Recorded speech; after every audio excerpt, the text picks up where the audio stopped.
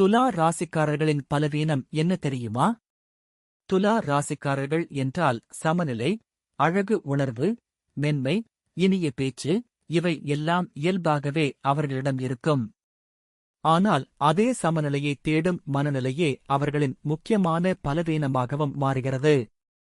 எந்த விஷயத்திலும் ஒரு முடிவை உடனே எடுக்க முடியாமல் இருபுறமும் சமமாக பார்த்து யோசிப்பது இவர்களின் இயல்பு. இப்படி செய்தால் என்ன நினைப்பார்கள், அப்படி செய்தால் யாருக்கு கஷ்டம் வரும் என்ற எண்ணங்கள் மனதுக்குள் சுழன்று கொண்டே இருக்கும். இதனால் சரியான நேரத்தில் எடுக்க வேண்டிய முடிவுகள் தாமதமாகி வாய்ப்புகள் கைநழுவிப் போகும் சூழ்நிலைகளும் ஏற்படுகின்றன. மேலும் எல்லோரையும் திருப்திப்படுத்த வேண்டும் என்ற உள்ளார்ந்த ஆசை துலா ராசிக்காரர்களின் இன்னொரு பலவீனம். தங்களுடைய விருப்பம் சரியானது என்று தெரிந்திருந்தாலும் எதிரில் உள்ளவர்களின் மனதை புண்படுத்தக் கூடாது என்ற காரணத்தால் அதை வெளிப்படையாகச் சொல்லாமல் அமைதியாக கடந்துவிடுவார்கள்.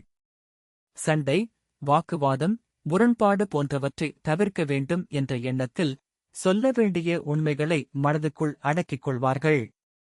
இதனால் வெளியில் அமைதியாகவும் சமநிலையுடனும் தோன்றினாலும் உள்ளுக்குள் சொல்லப்படாத வார்த்தைகள் சுமையாக மாறி மன அழுத்தத்தை உருவாக்கும். அழகையும் உறவுகளையும் அதிகம் மதிக்கும் துலா ராசிக்காரர்கள் பிறர் பார்வை மற்றும் கருத்துகளால் எளிதில் பாதிக்கப்படுவார்கள்.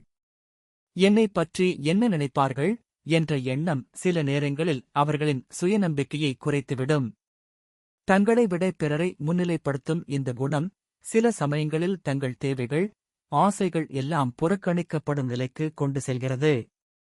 இருப்பினும் துலா ராசிக்காரர்கள் ஒருமுறை தங்கள் மனதின் குரலைக் கேட்டு தெளிவான முடிவுகளை எடுக்கத் தொடங்கினால் அவர்களின் இந்த பலவீனங்களே பெரிய பலங்களாக மாறும்.